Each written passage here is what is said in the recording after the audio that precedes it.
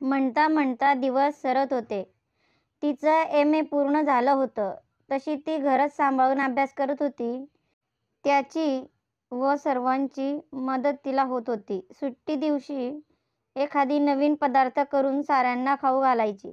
कधीतरी movie, picnic असे plan बनायचे. विनूचा अभ्यासही तीच घ्यायची. तिचे पहिले सणवारही छान पार पडले. 2 वर्ष सरली. ती एम.ए. उत्तीर्ण झाली. परीक्षा संपवून 2 आठवडे झाले होते. तीही जरा रिलॅक्स झाली होती. अशाच एका दिवशी ती आणि तो आपल्या रूममध्ये बसून गप्पा मारत होते. तेवढ्यात दारावर थाप पडली. "आत येऊ?" वहिनी म्हणाल्या. दोघे हसत म्हणाले, "या ना." त्या आत आल्या तेव्हा तो म्हणाला, "काय वहिनी, तुम्ही कधीपासून परमिशन घ्यायला लागला? यायचं ना बिनधास्त." "घ्यायला लागते परमिशन भाऊजी, कारण आता तुम्ही एकटे नाही आहात." "नाही की," वहिनी म्हणाल्या. "अहो हे काय वहिनी, खरंच तसं नाहीये. तुम्ही हवं तेव्हा येऊ शकता. नॉक करायची गरज नाही."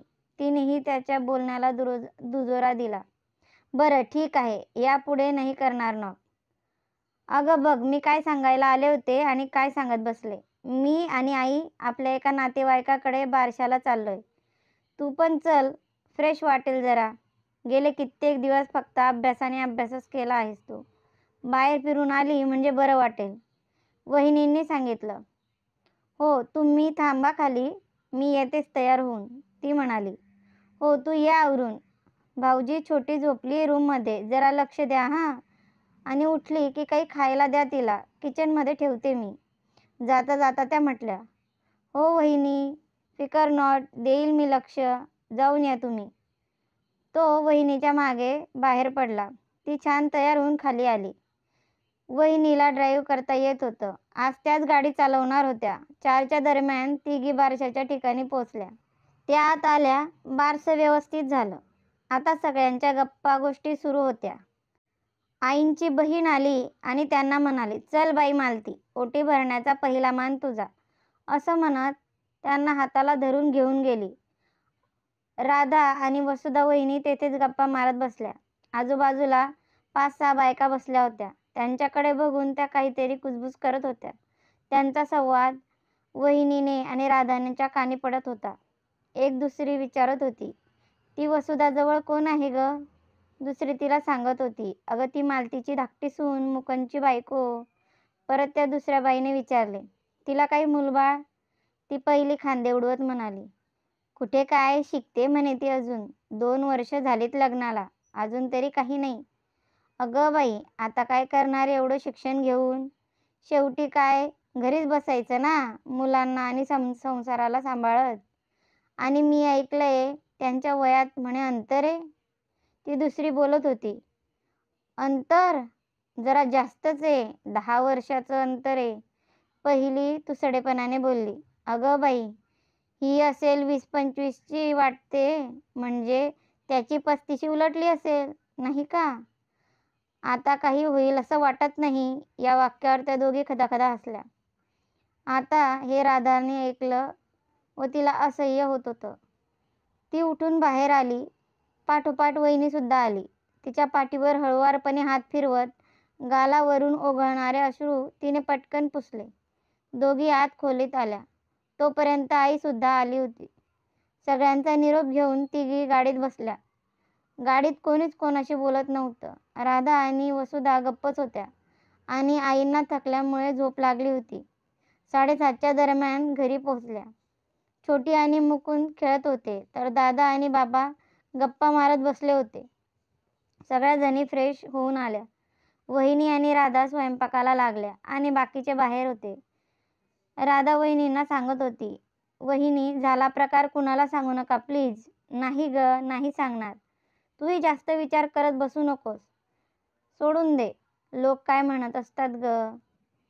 वहिनी तिला समजावत होत्या. "हो वहिनी," ती म्हणाली. जेवण उरकली. सगळे बाहेर गप्पा मारत होते.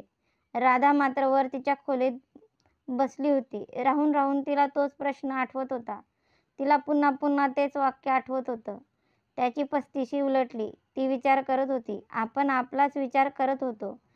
पत्नी म्हणून आपलं काही चुकलं का? आपण आपल्या जोडीदाराचा विचार करायला हवा होता. तिच्या गालावर झळझळ अश्रू तरळत होते. तेवढ्यात दार वाजल्याचा आवाज आला. तिने पटकन डोळे पुसले. तो येऊन तिच्याजवळ बसला. ती त्याला बिलगली. "काय झालं गं? का रडते आहेस?" त्याने विचारलं. "काही नाही. मी रडत नाहीये," असं म्हणत तिने त्याला घट्ट मिठी मारली. ती कशामुळे तरी खूप दुखावली होती हे त्याला कळलं होतं. कारण जेव्हा असं काही व्हायचं ती अशीच त्याला घट्ट मिठी मारायची आणि तो त्यावेळी तिला प्रेमाने कवटाळायचा. आताही त्याने तेच केलं. ती थोड्या वेळाने शांत झाली. त्याने तिला झोपवली. हे सगळं होऊन 1 आठवडा उलटला. खरं तर तिला डॉक्टरेट करायचं होतं मराठीत, पण आता तिने थांबायचा निर्णय घेतला होता. 1 वर्षाचा गॅप घेऊ आणि नंतर पुन्हा सुरू करेन असं तिने सांगितलं. पण त्यामागचं खरं कारण ती कोणाला सांगणार नव्हती. तिने सगळ्यांना आपला निर्णय सांगितला. मुकुंदला जरा धक्का बसला होता, कारण पत्नी होण्याआधी ती त्याची विद्यार्थिनी होती आणि तिचं मराठी भाषेवर प्रेम होतं. त्याने तिला खोदून खोदून विचारलं, पण तिने निर्णय ठाम सांगितला. शेवटी त्याने नाद सोडला. तिने न सांगताही वहिनीला त्यामागचं कारण उमगलं. आता ती विनूच्या शाळेत मराठीची शिक्षिका म्हणून काम करत होती. सगळं नीट चाललं होतं. मुकुंदसुद्धा वरमला होता. विनू आता 1लीला गेली होती. राधा सगळं अगदी तत्परतेने सांभाळत होती. आई बाबांकडे लक्ष देत होती, कारण आता ताईचंही लग्न झालं होतं. त्यामुळे ते अचानक एकटे पडले होते. पण राधा व मुकुंद दोघेही व्यवस्थित त्यांची काळजी घेत होते. आता त्यांच्या लग्नाला 3 वर्ष होत आली होती. दिवस छान जात होते. डिसेंबरच्या शेवटच्या आठवड्यात नाताळच्या शाळांना सुट्ट्या लागल्या होत्या. अनु 4 दिवस आईकडे गेली होती. ती 27 तारखेला संध्याकाळी परतली. ते डोके धरूनच. दारावरची बेल वाजली तेव्हा आई उठून दारात आल्या. राधा उभी होती. तिने बॅग आत नेली आणि आईंना सांगितलं, "आई, थोडं लिंबू पाणी मिळेल का? डोकं दुखतंय. काल परवापासून पोटातही पित्त उठलंय बहुतेक. लिंबू पाणी पिऊन जरा पडते म्हणजे बरं वाटेल." "बरं, मी आणते. तू फ्रेश हो," असं म्हणून आई किचनमध्ये गेल्या आणि ती बेडरूममध्ये गेली. थोड्या वेळाने आईने तिला लिंबू पाणी दिलं. ते पिऊन ती जरा झोपली. उठली तेव्हा तिला बरं वाटलं, पण पोटात मळमळ होतंच. ती आवरून खाली आली, पण जेवायची तिची इच्छा नव्हती. म्हणून नुसतं एखादी फळच खाल्लं, पण तेही उलटलं. ती रात्रभर उलट्या करून हैराण झाली होती. रात्री कधीतरी उशिरा तिला झोप लागली. तिच्यासोबत मुकुंदही जागला होता. त्यालाही जागरण झालं होतं. दुसऱ्या दिवशी सकाळी तिला लवकर जाग आली, तीही उलटीमुळे. ती उठली आणि आवरून किचनमध्ये आली. आई किचनमध्ये आल्या होत्या. त्यांनी गॅसवर चहा ठेवला होता. ती पाठीमागून त्यांना मिठी मारत गुड मॉर्निंग म्हणाली. "काय करताय?" विचारल्यावर त्यांनी सांगितलं, "फोडणीचा भात. खा बिंदास. कालपासून काहीही खाल्लेलं नाहीये." तिने टोमॅटो व कांदा चिरायला घेतला. तेवढ्यात वहिनी आल्या. वहिनी आल्यावर कांदा फोडणीला टाकला आणि तिला अगदी बडबडून आलं. ती लगेच बेसिनमध्ये धावली. तोंडावर पाणी मारून बाहेर आली. "काय गं, ठीक आहेस ना?" वहिनींनी विचारलं. "हो वहिनी, फोडणीचा वास सहन नाही झाला. मला एकदम मळमळ आली. वाटतंय पुन्हा उलटेल, पण नाही, नुसतं चोकारी आल्यासारखं वाटलं." वहिनींना शंकेने आईकडे बघितलं. दोघेही खुदकन हसल्या. आईंनी तिला जवळ घेतलं आणि विचारलं, "बाळा, तुझी पाळी कधी?" 17 तारखेला. "बापरे, 28 तारीख ना, म्हणजे 10 दिवस पुढे गेली. याआधी तर असं कधी झालं नव्हतं." ती सहज बोलून गेली आणि तिचं गुपित तिलाच उमगलं. ती लाजली. आईंनी तिची दृष्ट काढली. "आई, आलेच मी," असं म्हणत ती वर आपल्या खोलीत गेली. "सांभाळून जा हं, धडपडशील," आई म्हणाल्या. ती खोलीत आली. तो अजून झोपलाच होता. त्यालाही जास्त जागरण झालं होतं, म्हणून तिने त्याला उठवलं नाही. तिने प्रेगाटेस्ट किट आधी काढलं आणि बाथरूममध्ये जाऊन चेक केलं. पॉझिटिव्ह होतं. तिला खूप आनंद झाला आणि नकळत तिचा हात पोटावर फिरला. ती बाहेर आली. एकवार त्याच्याकडे नजर फिरवली आणि खाली वहिनींना दाखवलं आणि त्यांच्या कुशीत शिरली आणि तिच्या तोंडून शब्द बाहेर पडले, "वहिनी, आता तरी लोकांची तोंडं बंद होतील ना?" हो बाळा, आता कोणी बोलू शकणार नाही बघ. तेवढ्यात आईंची देवघरातून हाक ऐकू आली. दोघेही आईजवळ जाऊन बसल्या. आई, माझ्या पोरीची कूस उजवलीस. हा अनमोल ठेवा तिच्या ओटीत टाकलास. तुझे खूप खूप आभार. आई देवीला सांगणं करत होत्या. दोघींनी हात जोडले. आईंनी देवापुढची साखरेची वाटी उचलून चिमूटभर साखर राधाच्या तोंडात टाकली. आता सगळे उठले होते. बाबा वर्तमानपत्र वाचत होते आणि दादा छोटीशी खेळत होते. सगळे डायनिंग टेबलवर नाश्ता करायला आले. वहिनी आणि राधा वाढत होत्या. तेवढ्यात तिच्या रूममधून त्याची हाक ऐकू आली. राधा, टॉवेल कुठं आहे? तिने येते अशी हाक दिली आणि पटकन वर आली. त्याला टॉवेल दिला. तो पटकन बाहेर आला. बायको, केस पुसून दे ना, असं म्हणत तो खुर्चीवर बसला.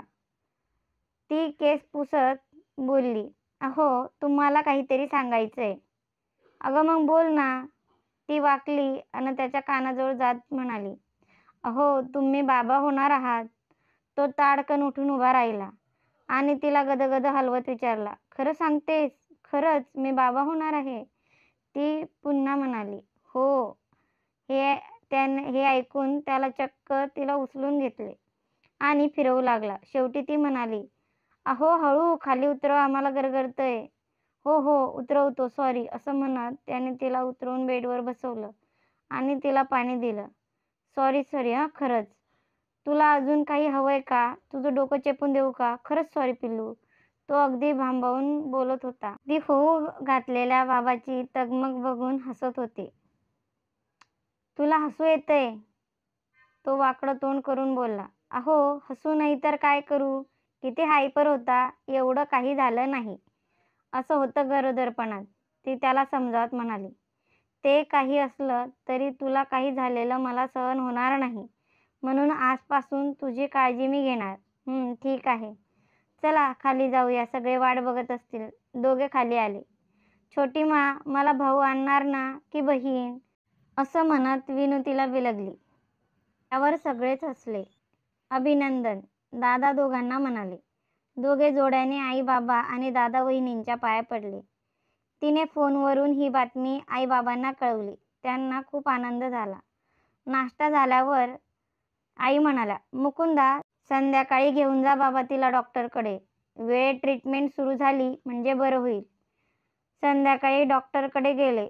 अनुला काही प्रॉब्लेम असला तरी त्यांच्याकडेच जायचे. ते स्त्रीरोग तज्ज्ञ होते.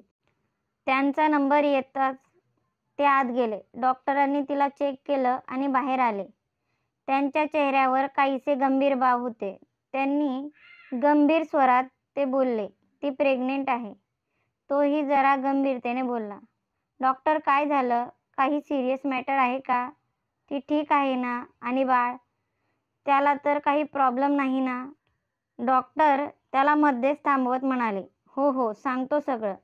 जरा मन घट्ट करून ऐका. काही सिरियस आहे का? Doctor, please.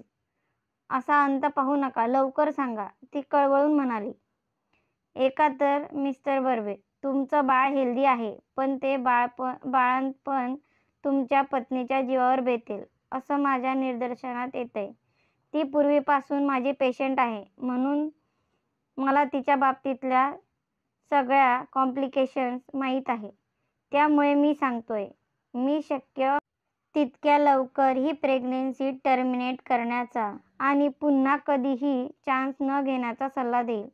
असं म्हणत असताना मध्येच त्यांना तोडत ती म्हणाली, डॉक्टर, काय बोलताय हे? ती गरजली.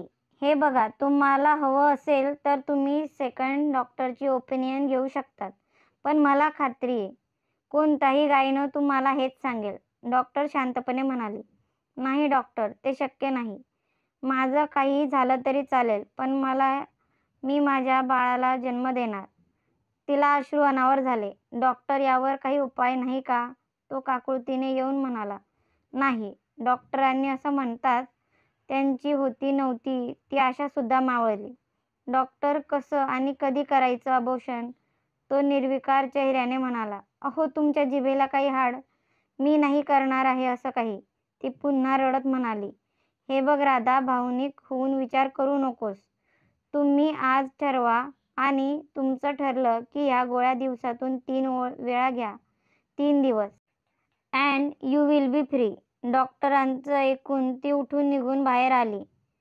द्या ते इथं, मी देईल तिला. त्या गोळ्या घेऊन तो बाहेर आला. ती गाडीत बसली होती. मी एवढंच सांगीन, हे प्रकरण घरच्यांकडे जाता कामा नये, ती म्हणाली.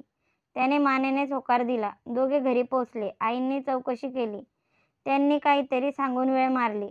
रात्री जेवण झाल्यावर ती किचनमध्ये असताना तो आला. तिथे आई आणि वहिनी होत्या. राधा गोळी घे, तो म्हणाला. घेईन मी नंतर, ती म्हणाली. आई म्हणाली, घे बाळा, नंतर विसरशील.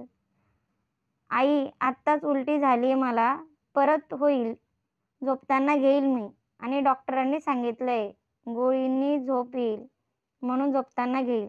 राधा बोलली. घे ग बाई, झोपताना न विसरता, आईने समजावलं.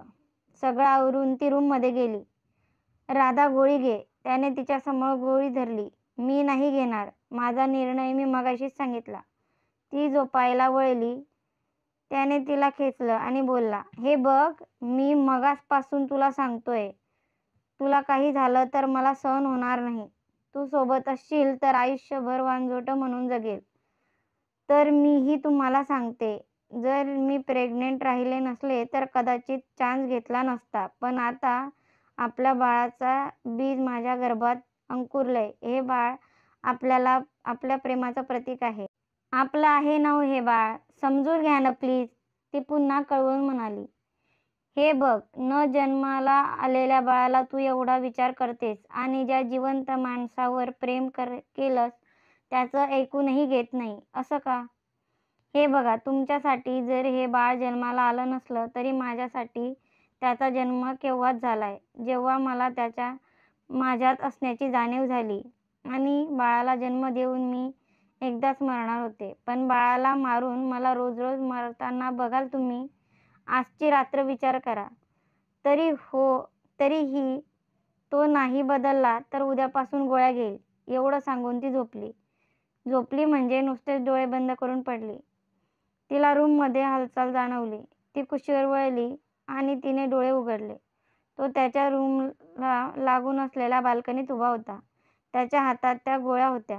त्याने त्या बाहेर फिरकावल्या. तिला समाधान वाटले. तिने डोळे मिटले. काही वेळ तो तिथेच येरझाऱ्या मारत होता. नंतर तो तिच्याजवळ येऊन बसला. ती झोपल्याची खात्री करून घेतली आणि तिच्या पोटावर हळुवारपणे हात ठेवला आणि म्हणाला, माफ कर बाळा, तुझ्या आईवर प्रेम करता करता मी हे विसरलो की तू ही आमचाच एक अंश आहे. पण मी तरी काय करू? तुझा जन्म झाला तर माझी राधा मला सोडून जाईल, हे ऐकूनच मी गर्भगळीत झालो बघ. अजूनही मला तीच भीती सतावते. मी माझ्याकडून हर तऱ्हेने प्रयत्न करेल. आता तूही माझी मदत कर. तो असं म्हणत असताना त्याच्या हाताला आतली हालचाल जाणवली. जणू बाळ त्याच्या बोलण्याला प्रतिसाद देतंय. तो उठून हळूच तिच्या बाजूला झोपला. सकाळी ती उठली तेव्हा तो बाजूला नव्हता. तो आवरून खाली आला तेव्हा तो नाश्ता करत असताना दिसला. तिच्या येण्याच्या चाहूल लागताच तो म्हणाला, आपल्याला डॉक्टरकडे जायचंय, तयार हो. तिच्या पोटात पुन्हा गोळा आला. कालचा विचार बदलला की काय असंही तिच्या मनात क्षणभर आलं. तरी ती यंत्रवत तयार झाली. दोघे निघाले. डॉक्टरांकडे पोचून नंबर घेतला आणि बाहेर बसले. डॉक्टरांना यायला वेळ होता आणि यांचाच पहिला नंबर होता. कोणी कोणाशी जास्त बोललं नाही. डॉक्टर आले आणि त्यांना आत बोलवलं. ते आत येताच डॉक्टरांनी थेट प्रश्न केला, काय ठरलंय तुमचं? डॉक्टर, आम्हाला हे मूल हवंय. तुम्ही ट्रीटमेंट सांगा, आम्ही ती करू, तो बोलला. डॉक्टर उसासा टाकत म्हणाले, ठीक आहे तर मग. पण मी पुन्हा एकदा सांगतो, राधा, तुझ्या जगण्याचे फक्त 40% चान्सेस आहेत आणि 60% धोका. तरी जर तुम्ही रिस्क घेऊ इच्छित असाल तर मग ठीक आहे. औषध लिहून देतो ते वेळेवर घ्या, असं म्हणत डॉक्टरांनी प्रिस्क्रिप्शन लिहायला घेतले आणि इतर सल्लाही दिला.